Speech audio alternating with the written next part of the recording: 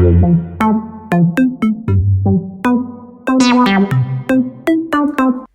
everybody, I'm Jill and welcome to my channel. Thank you for clicking. I hope that you will enjoy my video.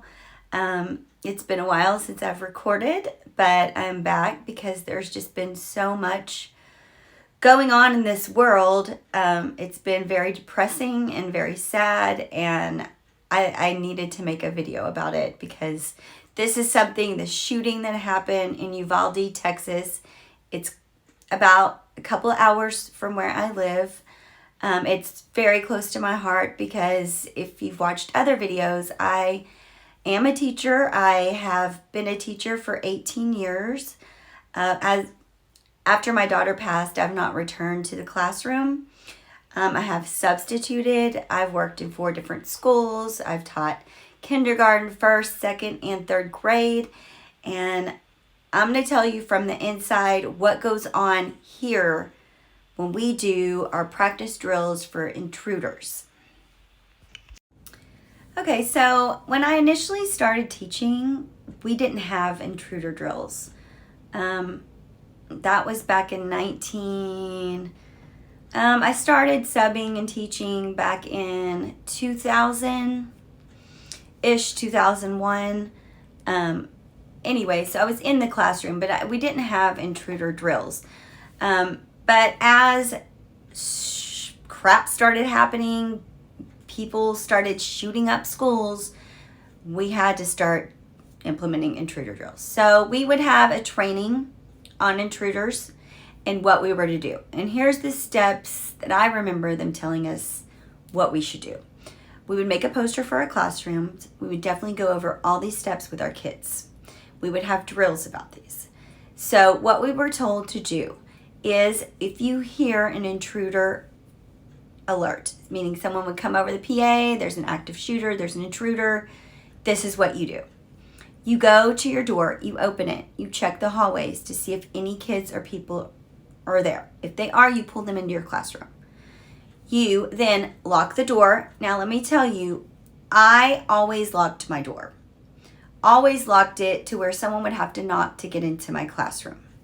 I never left it unlocked, and most teachers do that I know of. You would bring the kids in, you would turn off the lights, get very quiet, go out of sight if you had a little window in your door or a window in your, from the hall in your classroom, hide so no one can see you and be very quiet. That's what we were told to do. I always had a problem with it because I felt like I was sitting, waiting for someone to come and shoot us up. That's what I felt like. We were unarmed. We were quiet. We were just sitting there waiting for him to find us. And as you can see in the Sandy Hook shooting, he did find them, didn't he? He did. They were quiet. They were hiding in closets. He found them. That does not work. So then eventually in the last, 4 years, 5 years for me, there was a new intruder protocol. And this time, this is what they taught us to do. They taught us to, yes, lock the doors, turn off the lights still. Everybody grab something from the class. Now keep in mind, I don't really have, maybe a stapler you could grab. I don't know. Wait, let me back up. Lock the doors, barricade the doors. So all the kids, let's grab, desks, push them against the door. Barricade the door, get something in your hand, hide. Hide out of sight, but have, a block in your hand. They also suggested we collect cans so that we can have cans in the classroom and kids can get cans. If someone enters, we are all to throw all of our things at the gun or the shooter or whoever's entering the classroom, then try and escape that way. Also, if you have a window, you were taught to bust out the window and try and escape. You were taught to listen for bullets. If they are far away, try to escape out your door. That should be barricaded, by the way. Your door, or if you have a window. Out of all my classrooms I've ever been in, I've only had one that had a window. So escape out the window if you have one. That's what we were told to do. Now, we are no match for an AR, whatever gun he used that has, carries 30 rounds of ammunition at one time. We are no match for that, much less a pistol, honestly, because we're all unarmed and we're armed with canned goods or a stapler. That is what we are taught to do. We practice with the kids. During practices, kids laugh, kids cut up, kids, they're not quiet. I mean, try and keep a 5-year-old quiet, especially if there's really a shooter. They're going to be crying. They're upset. That doesn't work. It hasn't worked, has it? And I hear Governor Abbott wants to step up this by having weekly door checks. That is ridiculous. Let me tell you, that door is not a problem for someone that is armed in the way that the shooters are armed. It's not a problem for them. They can get in it, no problem. Shoot it out. I mean, that's obvious. Then what are we doing? We're unarmed, sitting there, waiting to be shot. So I'm going to talk about the 21 lives that were lost, 19 children, 2 teachers, and a teacher's husband that died of a heart attack because he couldn't take the pain of knowing that his high school sweetheart was murdered by this mass shooter. It's disgusting, and it is so horrible that this can take place in schools. For one, that they can enter schools and get to our most prized and most precious possessions, our children and the teachers. Let me tell you, as a teacher, you love your kids. They are like your own kids. When I tell you this, I'm not exaggerating. You see these kids almost more than you see your own sometimes. You are invested in them. You love them. You are like a second mom or dad to them. I remember all the kids I've taught, all of them. And I know that sounds crazy, but I do. Because as a teacher, you learn to love them. Even the ones that are hard to love, you love them even more. So I understand that these teachers are found holding their students, protecting their students, because that's what you do. They're your children. When they're there, they're your children. And it sickens me what happened in that school. Okay, so let me just go on to my experience with active shooter training that I've gone through and what we are told to do in our classrooms and all of that business. And then I could tell you my take on what they're reporting in that school. The first time I heard about this school, I'm going to go ahead and tell you, I said they're going to blame it on teachers. I said immediately, they're going to blame it on teachers. And I feel like they're trying to blame it on teachers. So when I was teaching, not always did we have intruder practices. When I first started teaching, we didn't do that. We didn't have the posters up. We just didn't. We felt safe, and we were safe because there wasn't a whole lot of mass shootings like there is now. But as time went on, we had to implement the intruder training. It's changed over the years. When I first started to be trained for this, we were taught to hide.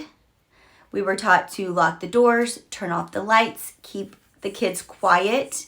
21, 6-year-olds, 7-year-olds, 8-year-olds, to keep them quiet, hide away from the door.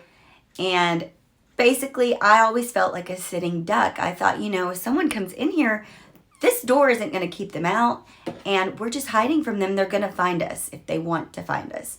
That was my take on it, but that's what we did.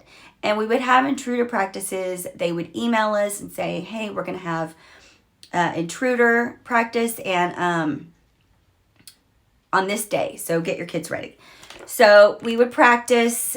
I would put up the posters. We would practice and drill of what we would do. They would announce it, that there's an intruder over the PA system. We then had to turn off our lights, make sure our doors were locked. If you were in a pod and near another door that went to a hallway, you had to go make sure that door was closed and locked as well as your own classroom door. And if you had restrooms near your classroom, you were to check those restrooms too for children. When you lock your door, you pull in any kids you see in the hallway into your classroom and lock your door. So we're given a lot of things that we have to do. Not only do we protect our kids in our classroom, we have to open the door and see if there's anyone walking, pull them into the classroom. After we do that, if there is another door, external door leading to a hallway, we have to go make sure that door is locked and check the bathrooms for kids and make sure they're, not in there. So it's more than just, let me lock my door, okay? We are responsible for all array of other things. So once you get down and locked down, they would come around, check our door handles, maybe knock on the door to see if we were not being loud, make sure we weren't screaming, make sure our doors were locked. And that was the gist of our intruder. That's what we did. So as school shootings continued, and they kind of figured that we were sitting ducks at that point. So we went to a new training, and we stayed after, and the police, the police department in charge of the district would come and do an intruder training with us. And it was different. Now it had evolved to where they told us that, yes, we're going to do the same steps, turn off the lights, lock the doors, all of that. But then we're going to use our students to barricade the doors. So we're going to push everything we can against the door to barricade it. After all the students are barricaded the doors, the students are supposed to get something in their hand, a block. They said bring in canned goods so that the students can get the canned goods, and everybody kind of be in attack mode if someone enters, to throw things at the intruder to try and get the intruder, off of alert so that we can maybe get out. And if you are near a window or somewhere, they want you listening for the bullets, and if you can hear that they're far away, try and leave this time. So we're not just sitting there hiding, we're trying to get out of the school. So that actually caused a lot of anxiety when the kids would practice that. But you know what? It's something that we live with as teachers and students now, because we're a prime target. We're a gun-free zone. We are sitting ducks there, basically, and I've always felt that way. You don't feel safe. You really don't. So that's the drills that we did. That's what we had. We would have a poster up in our room stating everything we should do. If you had a substitute in your substitute binder, you had the procedures in case that were to happen when the substitute was there. I don't know if the substitutes ever read them. I don't know. You call the substitute, and you put in your job, and then they come and you pray that nothing terrible happens and that they've read that manual as well and they follow the procedures. And then you hope that that even works. And in this case, it did not work, did it? It failed miserably. And these students, teachers, they were failed in every way possible, in my opinion. So I work very close to Santa Fe High School. We're about 30 minutes away.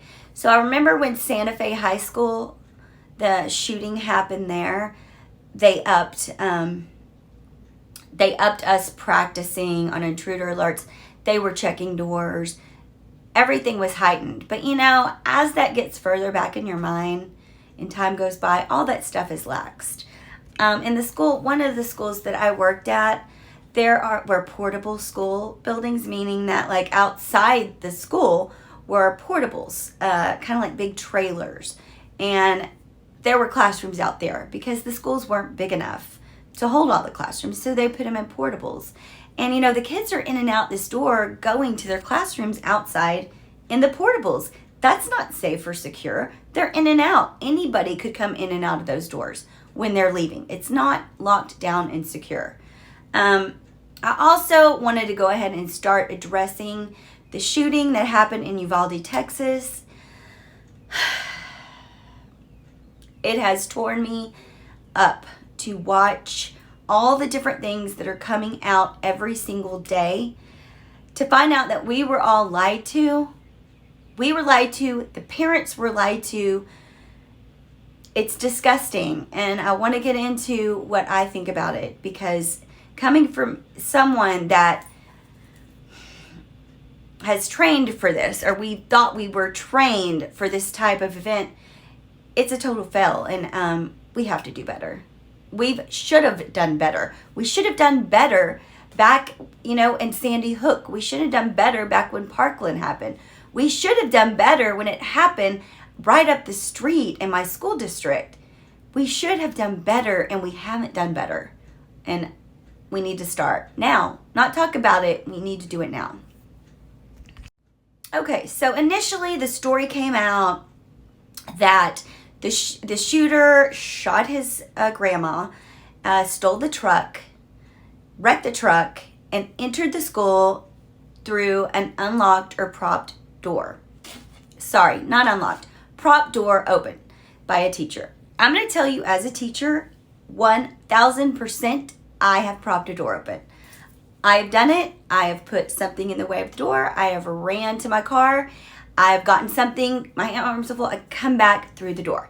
Do you want to know why I propped that door open? Because that door locks behind me. That's why I propped the door open.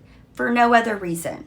You prop the door open because at my school, and at all 4 of the schools I've been at, those doors automatically lock behind you.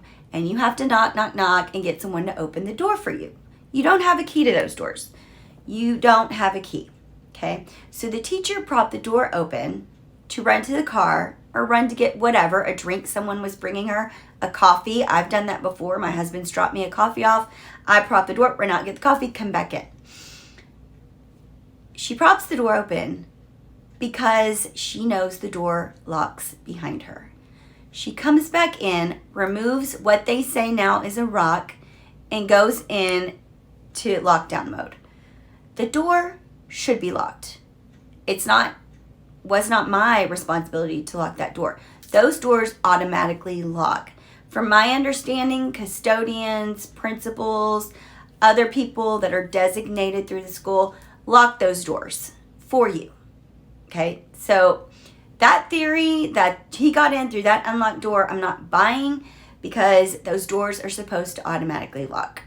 Now I'm hearing things that he was shooting at the windows as he was coming in. Let me tell you something. A door is not going to keep him from coming in. So he gets into the school. And from what they're reporting, or what I've heard today, it's changing by the minute, by the second. He goes in, from the children that were in the classroom, he approaches the door. The teachers have locked the door. I don't want to even continue on with the speculation that the teachers didn't do their job, because they did their job. Clearly, you can see that they did exactly what they were told to do. And unbelievable, because under that stress and just fear, you might panic. But as a teacher, you're in charge of protecting your babies in that classroom. So you go into mom mode, dad mode, and you do what you got to do. The teachers, one of the students said the teacher was at the window. There was and I could see this on our doors, there's a little small rectangular window that usually you have a cover on in an intruder drill. This is not a drill. She's locking the door. He gets to the window and he's staring at the teacher. The student said he then shoots the window out. Okay. Now, immediately I was thinking, these 2 teachers, I think they were team teachers. I think that they team taught, basically. So that means that they shared students. One maybe would take math, science, social studies. The other one would take, reading, what have you. So they probably did that. So if she had a window and the shooter was able to shoot that window out, why on earth do we have police officers supposedly outside the other door waiting to enter, or waiting on a key? What in the hell are you waiting on a key for? Unbelievable. Shoot the glass out. Put your hand in. Open the damn door. It's all, I don't even know what part of it's true, but I believe the kids 1,000%. I also believe the parents outside of that school. The parents have said that the police were doing nothing. Nothing. They were waiting on shields to get there, one father reported, and the shields took forever. He said he was in the parking lot. They were just sitting around, and the parents are screaming at them to do something. The parents want to go in the school. That's their right to go into the school and try and save their kids. I would rather die trying to save my child than sit out in the parking lot hearing these gunshots doing nothing. And I know most of those parents feel the same way. You would rather go in, let the parents rush this. You're not doing anything. You're sitting outside waiting on shields. Police are sitting outside of a door. Come on, he is no match for 20 plus parents, 40 parents trying to get their babies out of that school. They could have taken him down. They could have done a better job than this botched whole system that they had in play. The system was a fail. Clearly, we've all seen that. It's just disgusting. Something needs to change. I'm going to tell you, our schools, they're not secure. They are not secure. I go into a bank. Our money is secure. Why are we not treating our jewels, our precious jewels, our children, with more security than we do a damn bank? Why? Why are our schools falling apart that our doors don't even lock properly? Why is that happening? Why is there no emergency exit for these kids? Why? Why aren't windows in every classroom so if this happens, they can bust out a window and get out? I'm going to tell you, one classroom I've ever worked in, did I have windows in my classroom? The others, 0 windows. I would never been able to get out. Never if that would have happened. It's very frustrating because these teachers and kids, they're there to learn and teach.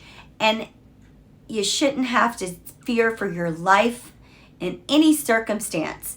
Lock the schools down. Put things in place. It should look like a damn lockdown, a barricaded situation that no one can get through. No one. Instead, we have these little doors on the classrooms that half the time don't even lock. And we have a window and he can shoot out the window and get right in and nobody's doing anything. Can you imagine those kids inside calling 911, 10 years old, calling 911 over and over, asking for someone to come in and help them, that they are in trouble, and waiting? How many minutes was it? How many minutes was it? 78 minutes? Can you imagine the fear? How unexcusable. Nothing in this world that anyone could say will ever make that okay. So they say that they were not aware of the 911 calls. They say that the city police was not told about the 911 calls. What the hell is going on? Who's in charge of the 911 calls? Quit pointing the finger. That is your school district. You're in charge of that. Why are you not getting the information you need? Why are you not even looking for that information? Why are you not figuring out, hey, has anyone called 911? Are there kids still alive in this building? Are there kids still alive in this classroom? We need to know. Why is that not even in your mind? But yet you just want to say, we didn't get the calls. You should have. I'm sorry. I'm getting a little upset. So this morning I am watching YouTube TV, and I see a mother, Angela Gomez. She's telling her story, and her story is unbelievable. She was working nearby on a farm, I believe, and she got word that she got a text, I believe, on her cell phone that there was an intruder lockdown. And how that happens is the school will tell parents to sign up for a school text message account. Like it could be, I don't know, they're all different kinds of names, okay? So in the school, when they send out a text message, it automatically goes to the parent's phone, and the parent can see that. So that's what she got. She says she got up, she drove to the school, and she wanted to park, and she said that the police officers said she couldn't park there. She put her car in park. She got out. She said she noticed police armed sniper type weapons way back, further than she even, to the school, not even near the school. She said she was yelling. She wanted to go in. Why aren't you doing anything? She was then handcuffed. She was handcuffed by one of the officers. So one of the Uvalde officers said, look, she's a mother and their kid is inside. Uncuff her. She got uncuffed. She then ran, scaled the gate, got in. She said she got to her son's classroom and was knocking them to let her in. She got in. She got her son. The kids came out. The other kids were able to come out. She then had to go to another classroom and get her other child. She said that they weren't doing anything, and she kept saying, why aren't you doing anything? She saw no officers. She was hearing gunshots when she was in the school. So if she was hearing gunshots, everybody was hearing gunshots, right? Right? Shouldn't you be? Especially if you're outside the damn classroom. But yet you're going to sit out there? I don't know. I'm not even sure anybody was in there. I'm going to be honest with you. This is a report, another report, that I'm not even certain that there were officers outside that classroom. I want proof, basically, on that too, because I'm not believing a word anybody says that was there with, armed weapons. They weren't going in. So this Angela, she did not want to tell her story because she says that she was on probation for something she had done 10 years ago. And she says she's getting threatening phone calls from law enforcement that she is to stop telling her story. If she continues to tell her story, and she said they're considering obstruction of justice and that they will do something about her being on probation. Basically, they are threatening her. So her father came out and told the news that she needed to tell her story. So she's continuing to tell what she saw when she entered the school and what she didn't see. And she's getting threatened for it by law enforcement, and system real. And there's just new things coming out all the time. These parents are going to speak out. These children are continuing to speak out despite the fact that they are forever changed, despite the fact that parents are reporting their kids don't sleep, they don't want to be alone, they're startled at just any sound. They obviously are just struggling so terribly and will struggle for the rest of their lives. And I saw parents trying to get help for their kids. It is so important for them to get the mental help that they need in this situation, because this is not anything a child is able to process and deal with, yet alone adults can't even process and deal with this. God, please pray for these families of these kids that they are burying, these 19 beautiful little angels that lost their lives because they went to school. As the families of the children that passed will be burying and have buried their kids this week, there's going to be 19 funerals. Please pray for them. Pray for them. Listen to them. Listen to their stories. Listen to them and what they want to happen to honor their children that lost their lives in this horrific manner.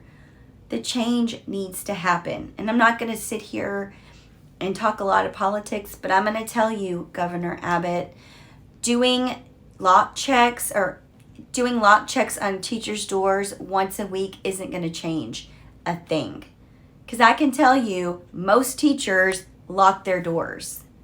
They do, because they know that they're sitting ducks, and they know they have precious jewels with them in that classroom, and they do their job. So putting it back on teachers, Governor Abbott, is not what you do anymore.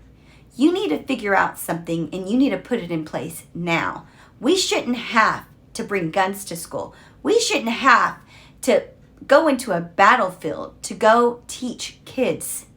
This is ridiculous. Something needs to happen. Aside from praying and helping these families, they need change. That's the most thing that they want, because I'm going to tell you, they don't want this to happen to anybody else. Bearing your baby is the worst thing that will ever happen to you in your entire life, and you will never be okay. You will never be the same, and you will forever, ever, ever miss them and wonder what you could have done differently that day. That's how they're going to live the rest of their life.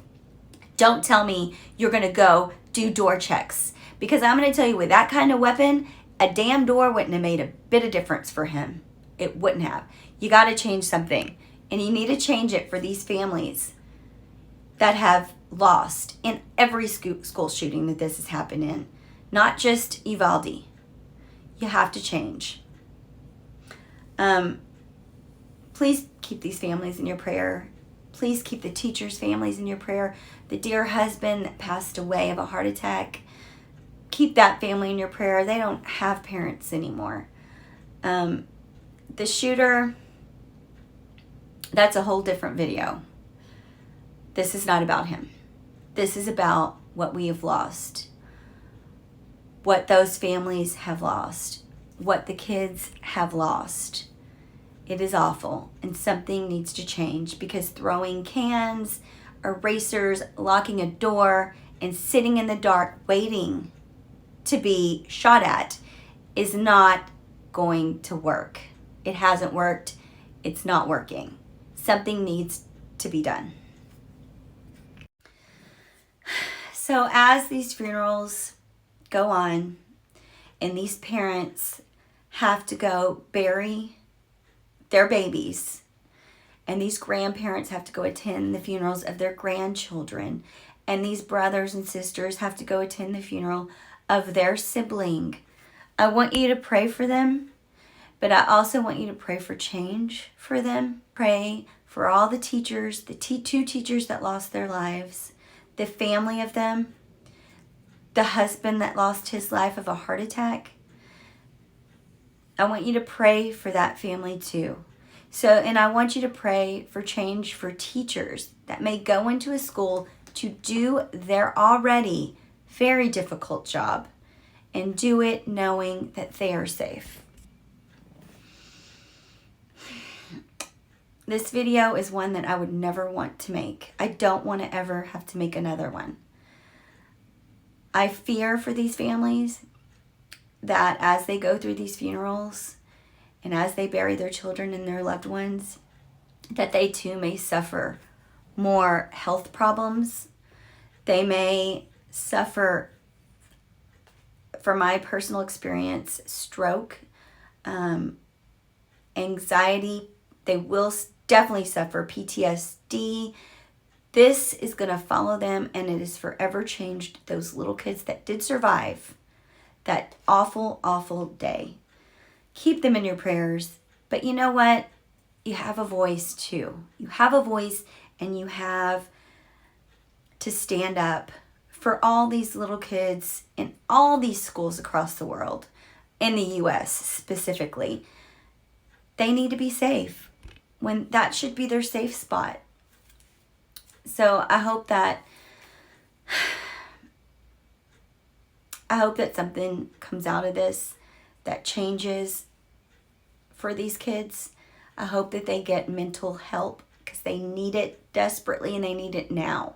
They don't need it next week. They need it now. And it's great, all the GoFundMes that are out there for all these families, that they're getting the funds that they need. You know, and I've heard people say, oh, well, they've got all this money now. Let me tell you from experience, no amount of money matters It doesn't matter. When my daughter died, I could be living under a bridge and it wouldn't have mattered to me because my soul and my heart is half gone. These families, it doesn't matter to them how much money is in that GoFundMe.